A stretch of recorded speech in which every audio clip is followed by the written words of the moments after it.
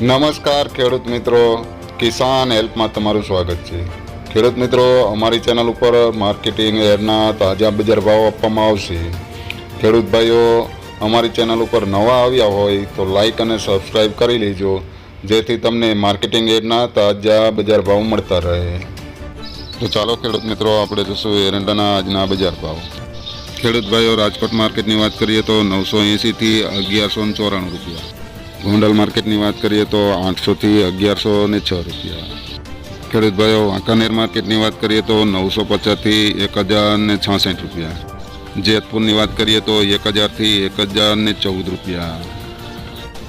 ખેડૂત ભાઈઓ, અમરેલી માર્કેટની વાત કરીએ તો 962થી 1061 રૂપિયા।